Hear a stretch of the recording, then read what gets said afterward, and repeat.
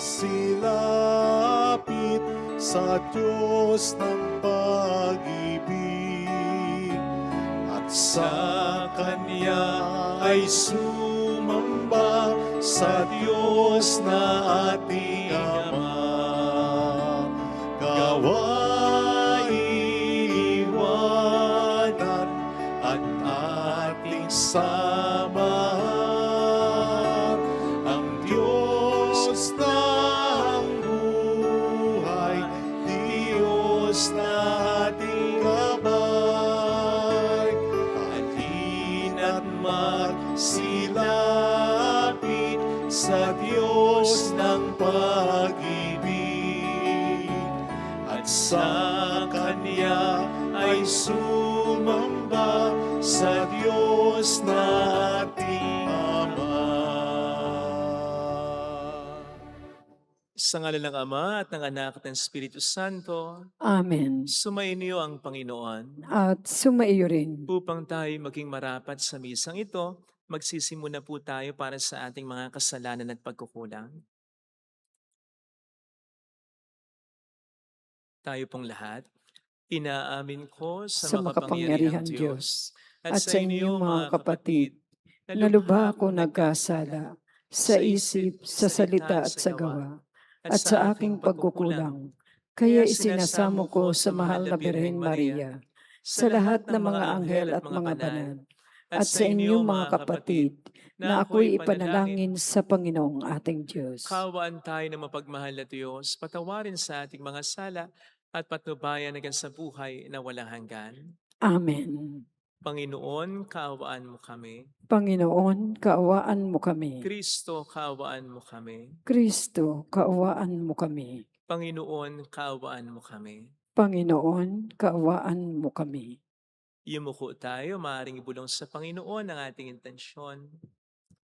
Dasal natin, naiadya tayo ng Panginoon ang ating bayan sa matinding kalamidad katulad ng malakas na lindol at bagyo. Dasal natin ang mga tumutulong sa ating simbahan, ang mga may sakit at ang mga nag-aalaga sa kanila, ang mga nagpapamisa at ang mga kasama nating nagsisima, lalong-lalo na yung may mga problema.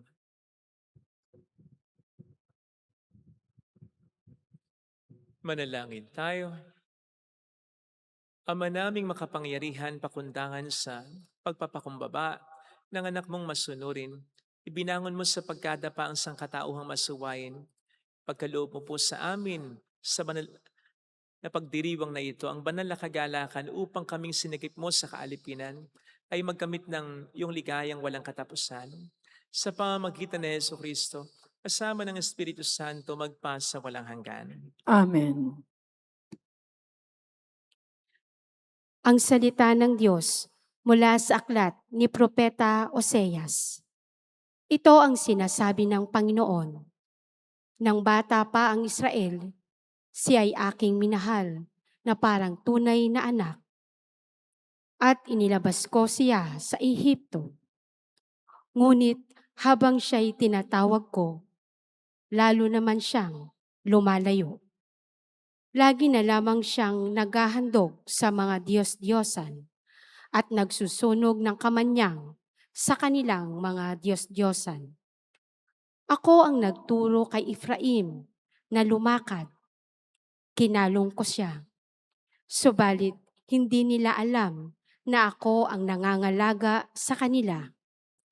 Pinatnubayan ko sila ng buong pagmamalasakit at pagmamahal. Ang katulad ko'y isang nag-aalis ng busal sa kanilang bibig. At yumuko ako upang sila'y mapakain. Nagtatalo ang loob ko at nananaig sa aking puso ang malasakit at awa. Hindi ko ipadarama ang bigat ng aking puot. Hindi ko na muling sisirain ang Efraim. Sapagkat ako'y Diyos at hindi tao. Ang banal na nasa kalagitnaan ninyo. At hindi ako naparito upang magwasak. Ang salita ng Diyos. Salamat sa Diyos. Poon kami yung iligtas at tanglawan ng iyong sinag.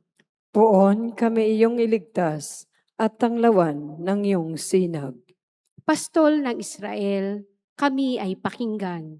Mula sa trono mong may mga kerubin, kami ay tulungan. Sa taglay mong lakas, kami ay iligtas at tubusin sa hirap. Poon kami iyong iligtas at tanglawan ng iyong sinag. Ika'y manumbalik, O Diyos na dakila. Pagmasdan mo kami mula sa itaas, at ang punong ito'y muling pagyamanin at iyong iligtas. Lumapit ka sana, ang puno ng ubas na itinanim mo ay iyong iligtas. Yaong punong iyon na pinalagumot, iyong pinalakas. Poon kami iyong iligtas at tanglawan ng iyong sinag.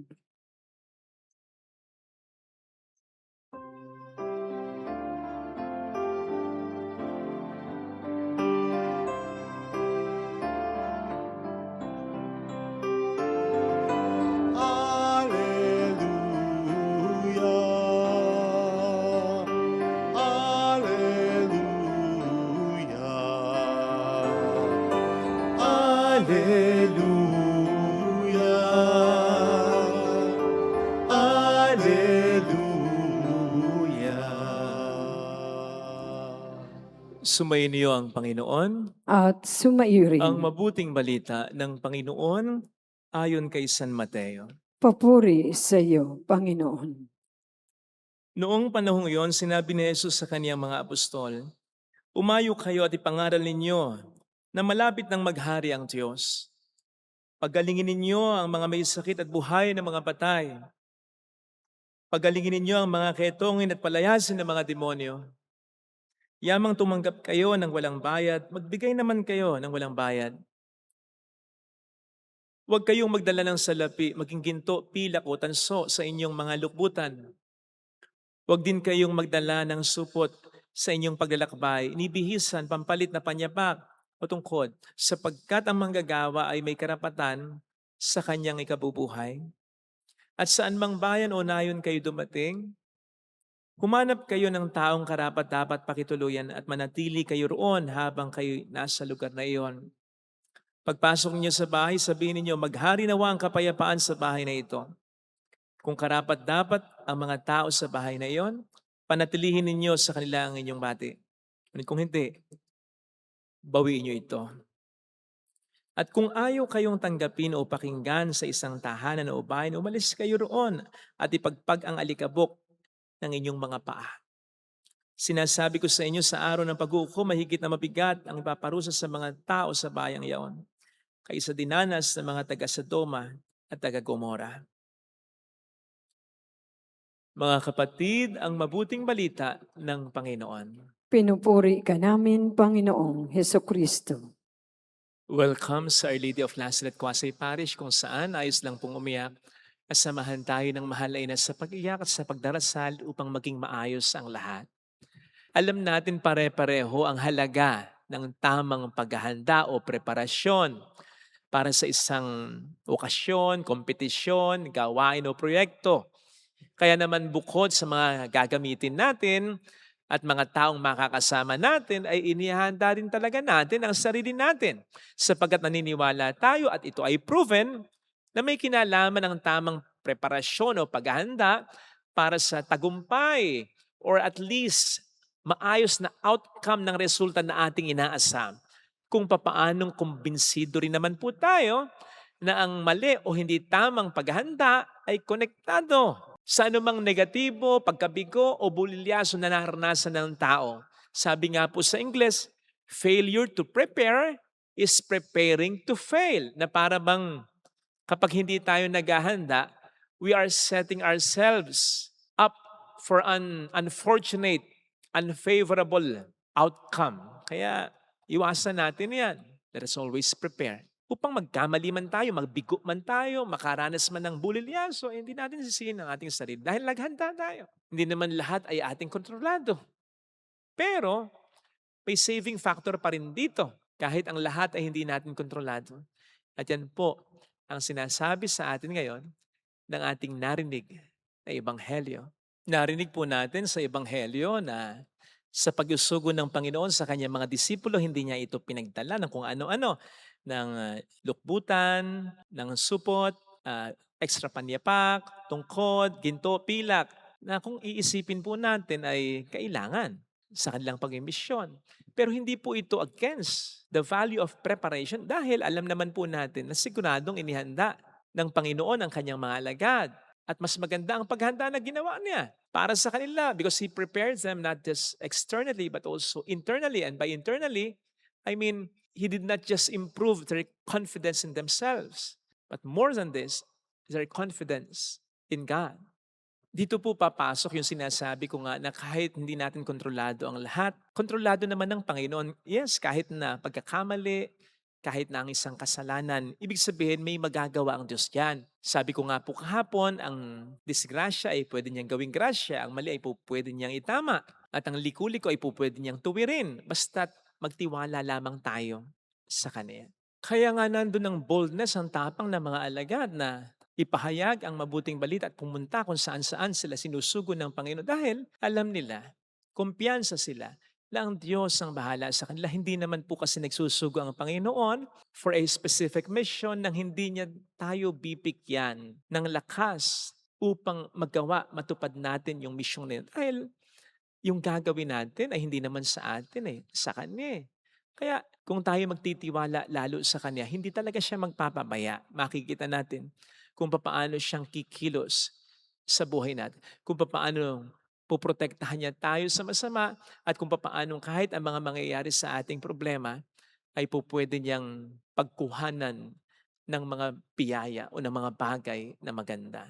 Kaya wag po sana tayong matakot, mag-alangan na magsimula ng isang magandang proyekto, ng isang magandang gawain para sa bayan, lalo na para sa pamilya natin. Kahit na sa tingin natin kulang pa yung mga gagamitin natin at kahit yung kumpiyansa natin sa kabila ng matagal ng preparasyon na ginagawa natin, mas maganda nga po yun sa isang banda. Yung hindi tayo magtiwala sa kakayanan natin para mas magtiwala tayo sa Panginoon na siyang tutulong sa atin.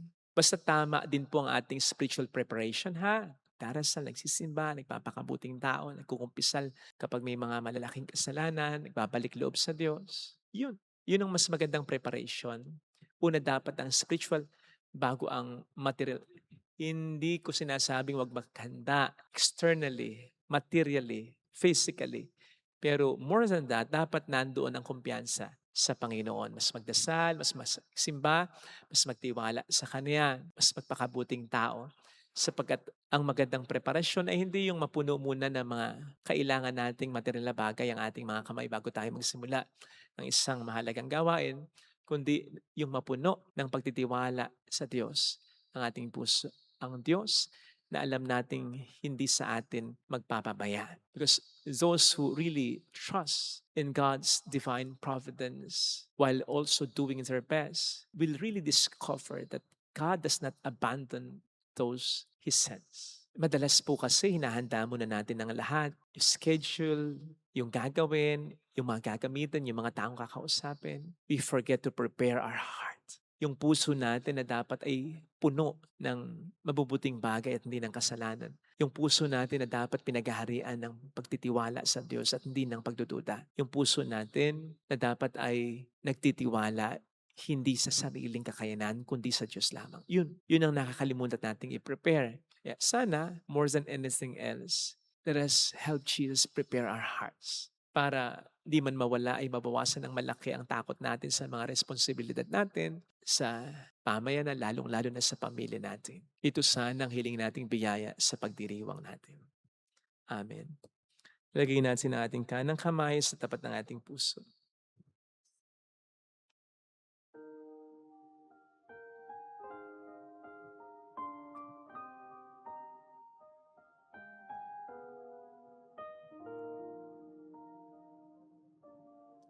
Alam kong may magagawa ang Diyos. Alam kong may magagawa ang Diyos. Alam kong may magagawa Walang imposible sa Kanya. ang Diyos. kung ako'y magtatapat. Kung ako'y magtatapat Sa Kanya'y maglilingkod. sa Kanya'y maglilingkod. Alam kong may magagawa ang Diyos. Alam kong may magagawa ang Diyos. Alam kong diringgin ng Diyos ang sambo ko. Alam kong diringgin Sapagkat ng anak niya ako. Diyos ang samo ko. Alam kong diringgin ng Diyos ang sambo ko. Alam kong diringgin ng Diyos ang samo ko. Kung ako'y magtatapat. Kung ako'y magtatapat Sa Kanya'y maglilingkod. sa Kanya'y maglilingkod. Alam kong diringgin ng Diyos ang sambo ko. Diringgin ng Diyos Umikit tayo. ang samo ko. Panginoon, tama sa kabila ng aking pagsisikap, sa kabila ng aming pag-iingat, wala naman din talagang kasiguraduhan kung maitutupad namin ang aming mga pangarap. Kaya naman ang lahat ay pinagkakatiwala namin sa iyo. At hindi na din yung pangarap namin, kundi yung pangarap na para sa amin, sa pamilya namin. Kasi mas reliable yun eh. Mas katiwa-tiwala yun. Dahil lahat ng bagay, kontrolado mo. Magkamali man kami, magkulang man kami, malis man kami ng landas, magkasala man yung tao, mga tao sa buhay namin, hindi mo kami pipikuin. Hallelujah! Basta't magtiwala lang kami. Gawin lamang namin ang dapat naming gawin. Magaganap ang iyong kalooban para sa amin. Babalik sa atin. Hallelujah. Hallelujah. Sa takdang panahon, babalik ang Panginoon upang tayo ay kunin tapat siya sa kaniyang mga pangako sa atin. Sabihin mo sa sarili mo, mayroong magandang mangyayari sa iyo. Hindi man matupad ang plano mo sa kabila ng pag-isikap mo. Tandaan mo, may dalawang planong naglalaro sa buhay mo. Plano mo para sa sarili mo, plano ng Diyos para sa pamilya mo. Kaya may saving factor lagi. Maghanda ka, oo, sige, gawin mo ang kaya mo, oo. Pero ang Diyos pa rin ang pinakaasahan. Kung lalapit kay Jesus, laging may pag-asa. Kahit na may mangyaring hindi maganda. Sapagkat ang Diyos ay nasa panig natin talaga. Papuri sa Ama at sa Anak sa Espiritu Santo, kapara ng sa unang-una, ngayon magpakailanman, at magpasa walang hanggan. Amen. Pag-aalay.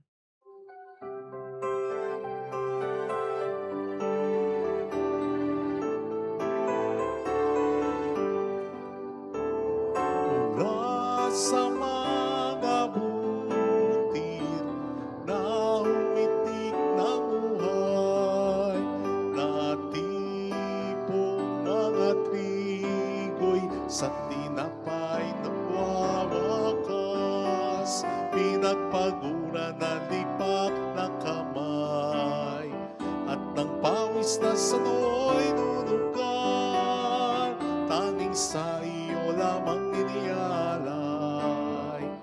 Sa gisag na walang kapantay, mula sa mga baging ng kinumpol na ubas, inaning mga bunga, ang katasay naging alam, pinagpagura na lipak na kamay, at ng pawis na sano'y nunukan, tanging sa iyo lamang iniyalay. Sa gisag na walang kapantay. Manalangin tayo, pang ating handog ay maging kalugod-lugod sa Diyos samang makapangyarihan. Tanggapin nawa ng Panginoon itong paghahain sa iyong mga kamay, sa kapurihan niya at karangalan sa ating kapakinabangan at sa buong sambayan niyang banal. Ama naming lumikha, tunghayan mo ang mga alay ng iyong sumasamong sambayanan at tanggapin mo ang mga ito para madagdagan ang iyong kabanalan sa mga nananalig na tunay sa pamamagitan ni Hesukristo, kasama ng Espiritu Santo magpasa walang hanggan. Amen. Sumainyo ang Panginoon. At sumaiyo rin. Itaas sa Diyos ang inyong puso at diwa. Itinaas na namin sa Panginoon. Pasalamatan ng ating Panginoong Diyos. Marapat na siya ay pasalamatan. Ama naming makapangyarihan, tunay ngang marapat na ikaw ay aming pasalamatan. Ikaw ang lumikha sa tanan. Ikaw ang nagtakdang magkaroon ng gabi at araw, gayon din ang tag-init at tag-ulan. Ikaw ang humubog sa tao bilang iyong kawangis, na mapagkakatiwala ang mga siwa sa daigdig. Ikaw ngayon pinaglilingkuran sa pagganap sa pananagutan ng iyong pinagtitiwalaan sa pamamagitan ng anak mong mahal. Kaya kaisa ng mga anghel na nagkisiawit ng papuri sa iyo nang walang humpay sa kalangitan, kami nagbubunyi sa iyong kadakilaan. Santo, Santo, Santo, Panginoong Diyos ng mga hukbo, napupuno ang langit at lupa ng kadakilaan mo. Usana sa kaitaasan, pinagpalang na paririto sa ngalan ng Panginoon. Usana sa kaitaasan. Ama naming banal, ikaw ang bukhal ng tanang kabanalan. Kaya't sa pamamagitan ng iyong Espiritu, gawin mong banal ang mga kaloob na ito upang para sa amin ay maging katawan at dugo ng aming Panginoong Hesukristo. Bago niya pinagtiis ang kusang loob na maging handog, hinawakan niya ang tinapay, pinasalamatan kaniya, pinaghati-hati niya iyon, niabot sa kaniyang mga alagad at sinabi, "Tanggapin ninyong lahat ito at kanin. Ito ang aking katawan na ihahandog para sa inyo."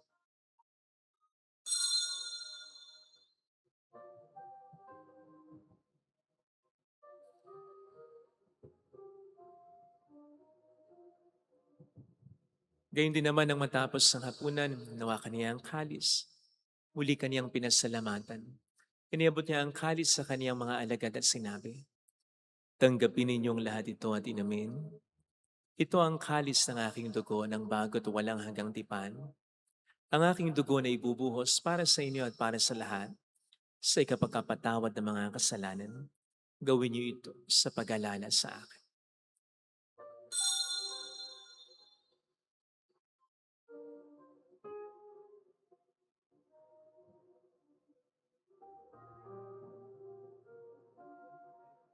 Ang misteryo ng ating pananampalataya, Si Kristo'y namatay, si Kristo'y nabuhay, si Kristo'y babalik sa wakas ng panahon. Ama, ginagawa namin ngayon ang pag-alaala sa pagkamatay at muling pagkabuhay ng iyong anak. Kaya iniali namin sa iyong tinapay ng buhay, ng kalis ng kaligtasan. Kami nagpapasalamat dahil kami iyong minarapat na tumayo sa harap mo para maglingkod sa iyo. Sinasamo namin kami na magsasalo sa katawan at tugon ni Kristo ay mabuklod sa pagkakaisa sa pamamagitan ng Espiritu Santo. Amalingapin mo ang iyong simbang laganap sa buong daigdig. Puspusin mo po kami sa pag-ibig. Kaysa ni Leo na aming Papa ni Dennis na aming Obispo at ang Tanang Kaparian. Alalahanin mo mga kapatid naming nahimlay nang may pag-asang sila'y muling mabubuhay, lalo na pong aming mga ipagdarasal. Saglit nating ipagdasal ang ating mga kakilalang yumaon.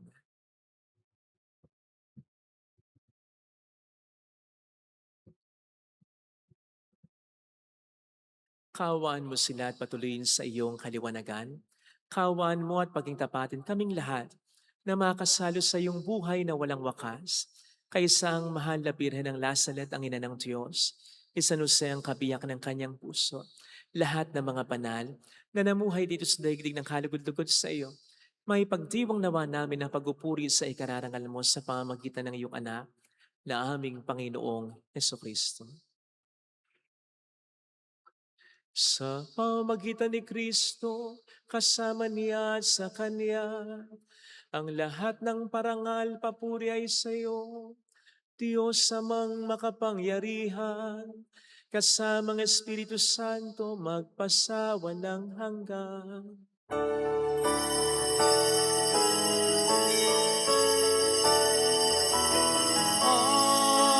Amen.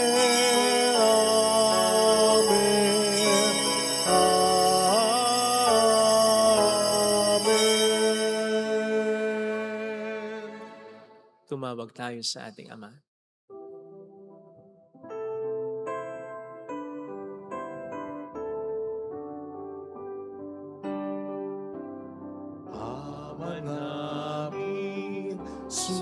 nasa langit ka, sambahin ang ngalan mo.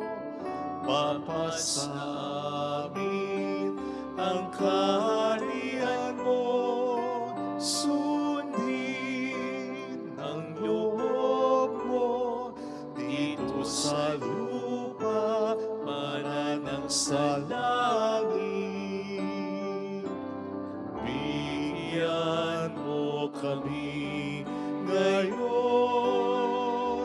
ng aming kakanin sa araw-araw. At patawarin mo kami sa aming mga sala, para ng pagpapatawad namin sa nagkakasala sa amin. At huwag mo kaming ipahintulot sa puso, at ihadya mo kami sa lahat ng masama. Piniling namin kami adya sa lahat ng masama, pagkalooban ng kapayapaan araw-araw, iligtas sa kasalanan, samantalang aming pinaghahandaan ang dakilang araw ng pagpapahayag ng tagapagligtas namin sa Heso Kristo. Sapagkat iyo ang kaharian, ang kapangyarihan at ang kapurihan, magpakailanman. Amen. Panginoong Heso Kristo, sinabi mo noon, sinasabi mo rin sa amin ngayon, kapayapaan ang iniiwan ko sa inyo, aking kapayapaan ang ibinibigay ko. Tunghayin mong aming pananampalataya, huwag ang aming pagkakasala. Pagkalooban mo kami ng kapayapaan at pagkakaisayon sa iyong kalooban, kasama ang Espiritu Santo magpasa walang hanggan. Amen. Ang kapayapaan ng Panginoon ay sumainyo nawang lahat. At sumaiyo rin. Magbigayan tayo ng kapayapaan sa isa't isa. Kapayapaan ko. Peace be with you. Kordero ng Diyos na nag-aalis ng mga kasalanan ng sanlibutan, maawa ka sa amin. Kordero ng Diyos na nag-aalis ng mga kasalanan ng sanlibutan, maawa ka sa amin. Kordero ng Diyos na nag-aalis ng mga kasalanan ng sanlibutan, ipagkaloob mo sa amin ang kapayapaan. Narito sa harap natin ng Panginoon ang ating buhay at kaligtasan. Mapalad tayong inaanyayahan. Panginoon, hindi ako karapat-dapat na magpatuloy sa iyo, ngunit sa isang salita mo lamang ay gagaling na ako.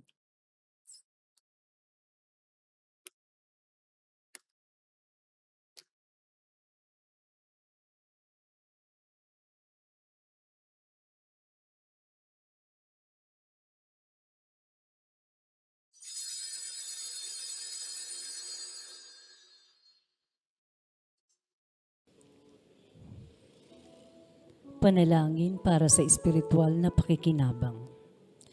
Panginoong Hesus, ako ay naniniwala na ikaw ay nasa kabanal-banalang sakramento.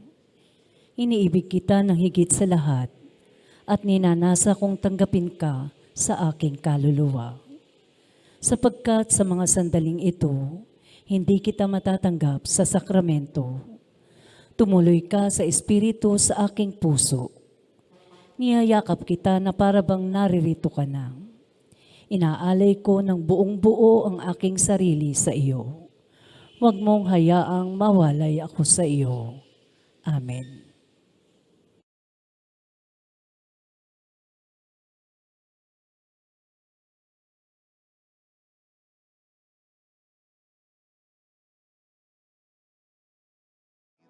Ang Espiritu ng Diyos sumasa akin, ang Panginoon, upang ipahayag ang gagawin. Pagliligtas ng Panginoon,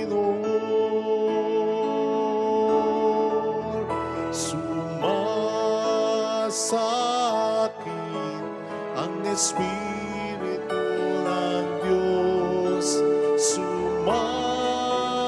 sumasakin ang Panginoon upang ipahayag ang gagawin. Pagliligtas ng Panginoon, pagliligtas ng Panginoon.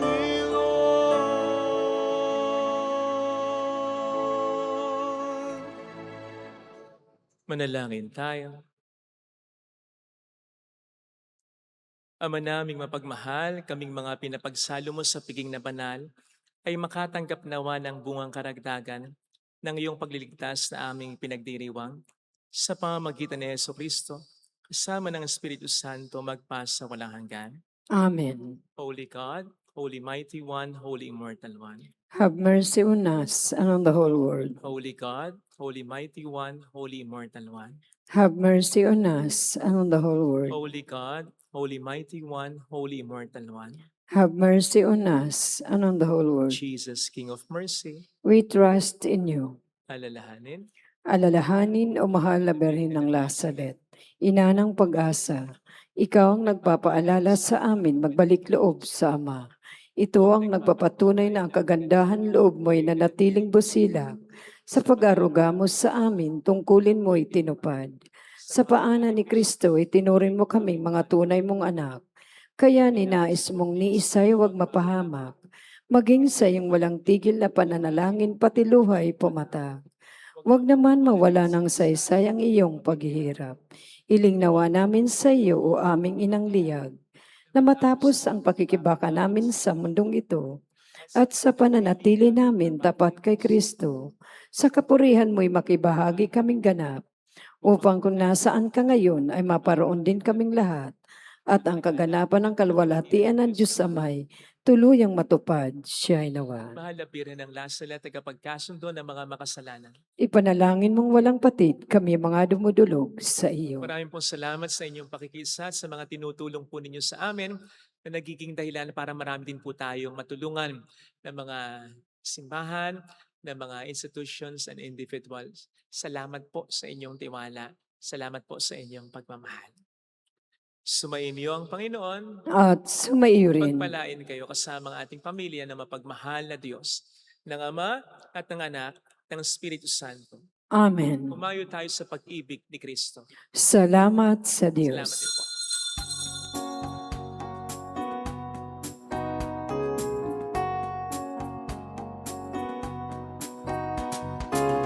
On this day, O Mother of our Lord, we sing you praise for lighting up our way. Your tears did soften up the hearts of men, and they still do today. May our love for you bring comfort in your pain. On this day, O Mother of our Lord, we sing you praise for lighting up our way.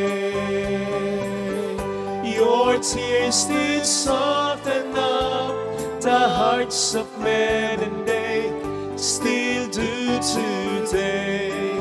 May our